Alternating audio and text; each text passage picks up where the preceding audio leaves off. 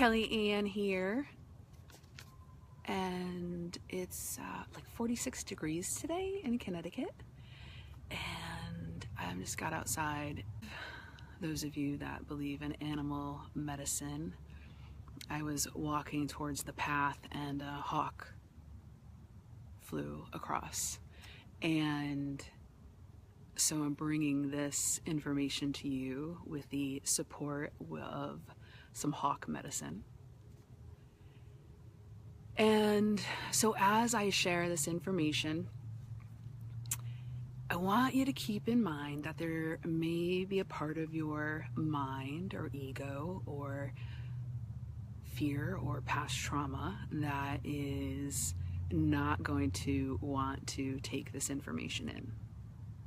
And so as I share this information with you, you may even want to jot it down, or if anybody feels like typing them into the comments as I share them, because when we have these fears on the subconscious level, there's a part of our psyche that can't get to them. But what we can do is we can look at what is going on in our life that is not in alignment with what we desire, what we're striving for. And so it's these underlying things, beliefs and fears that come from patterns and cycles inside our subconscious that play out and at times keep us stuck and stagnant. And that's where my focus is today, is how these subconscious fears in particular keep you stuck, not moving forward, and not being your fullest self or your fullest expression. And how you know that you're not in alignment or how you are being held back by some fears is about how you might be feeling. And because your body is the GPS, your body is the signal to what's going on inside. And so I'll start with the first one, okay? So sometimes we're afraid of moving forward, and we have a subconscious belief that we may lose control. Now, the first thing I'll respond to that. So you think about lose control, like perhaps, start expanding your business and you don't know if you're going to be able to handle all of the responsibilities that come with that expansion, or whatever it is, putting this idea out into the world, or expressing your art or your vision or your belief systems and the way that you are here to help and support people. So there's an underlying fear that if you put that out there, you may lose control of even how the world will respond back to you, right? There's so much of this cyberbullying and keyboard cowboys or something, I don't even know. So here's the thing with this: don't hold yourself back. Hey Kimberly, don't hold yourself back about worrying about losing control, because you don't have control in a sense. Everything that's happening in life is always for you. And so just know, trust, tell yourself, I can handle everything and anything that comes my way.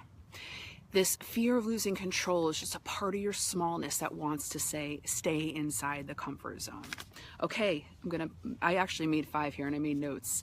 Number 2 is, so this is kind of blends in, is the subconscious fear about being made fun of. And again, like I said at the beginning of this video, there may be a part of you that's will say, well, I don't know, that doesn't relate. But I really want you to just kind of ruminate on it. And if it does not resonate, toss it out the window. I'm totally not attached.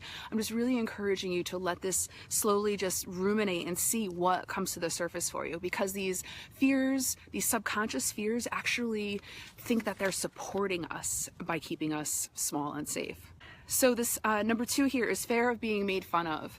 And so, the thing that came to me last night is, and I posted about it, is just like, stop worrying about looking like a fool, because really it's only in your head, right? So we think that other people are going to think things about us if we start sharing our inner magic, our voice, our art, our way of living, our essence with the world that ripples out. We're afraid that will be made fun of, so we hold back. But it's really our own projections, what we're afraid of ourselves, like our own insecurities, we project them out into other people. And so once you take that step of that thing that you're afraid of, it's like done and over with. It's like ripping the Band-Aid off. And so, you know, so the what do I want to say here? The remedy for that is to just stop worrying about looking like a fool. Just, you know, if you start feeling that fear, then do that thing. Oh, my hair. Okay, number 3, let's see. Fear of what could go wrong is the third subconscious fear that holds people back from being their fullest expression. And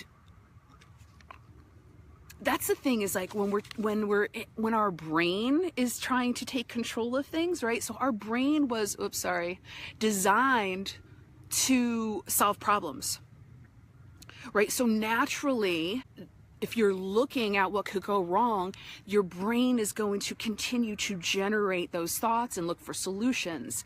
And so this is where it goes, there's 2 levels here, is that to start to focus on what could go right?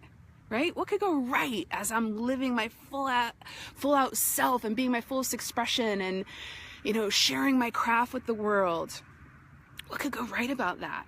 And then the other piece of that is to trust your intuition.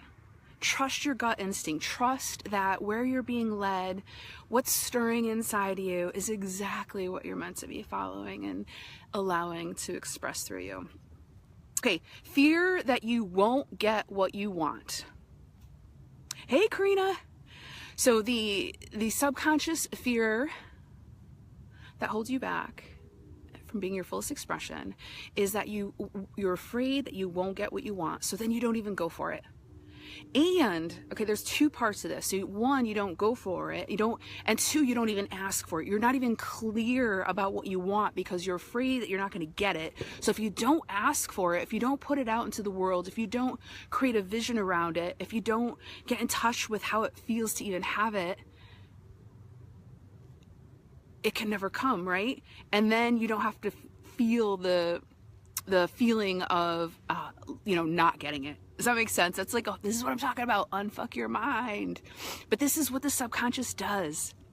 And so I want you to really take this in and take a look at, are you deciding? This came through last night. Decide and the universe provides. Boom. I don't know. That's like, right? Is that, I don't know. That's awesome. Are you guys digging that? Give me some likes. If I could like my own thing, I would right now. So it's so much about deciding. And we don't decide because we're afraid if we don't get it, we want to feel what it feels like not to get what we don't want. Thank you for the hearts and the likes. Oh, this is a great one. And it's kind of related to the one about being made fun of. But this one here is about fear of not being liked.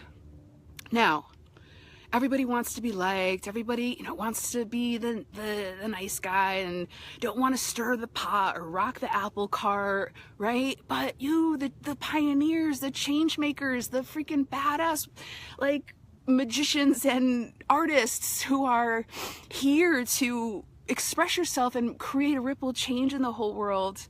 Yeah, there's gonna be people that are not gonna like it. I posted the other day about everybody has an opinion.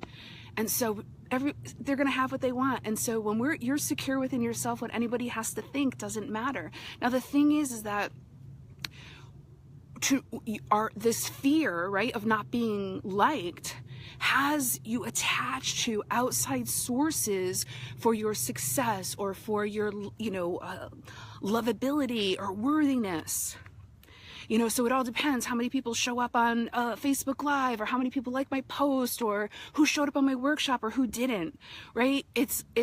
You cannot be showing up to be the expression. And then when you are in alignment, everybody else is going to come into alignment with you.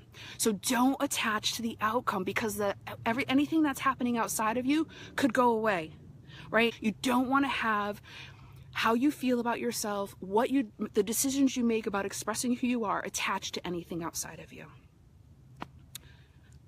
Mic drop. Are you guys picking up what I'm putting down? That's all I had to share today. I want to say hi. Hey, Karina. Totally what I've been doing, fighting to not get caught up in that. It's so simple, right? It is simple, but it's like it hides in the crevices in our minds.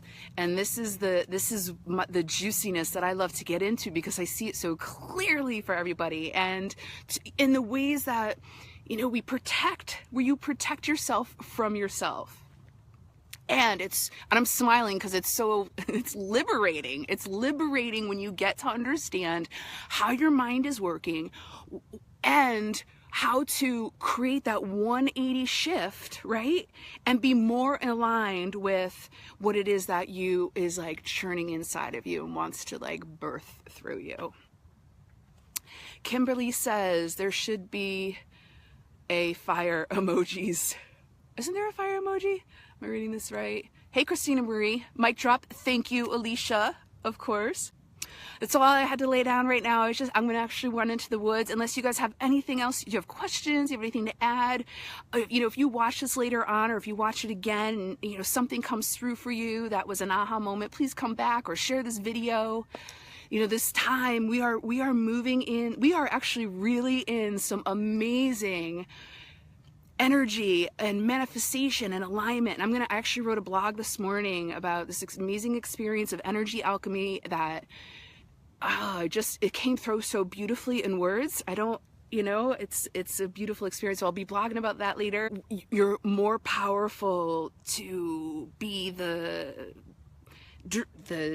driver of your bus, and, you know, following that GPS of your greatest desires, your fullest expression, you know, the life that you're here to live and be an expression of, when that's where your GPS is focused and you're being present with the things that are in the way as you go along. We're not looking for them. They're going to pop up and you're going to love on them. No more pushing them aside, or, you know, tucking them behind the wall, or, you know, trying to push them underwater. They're coming up, and they can go like this, and then you're so much more freer to be the co-creator of your life in a powerful way. Because I've said this before, you're always co-creating your life.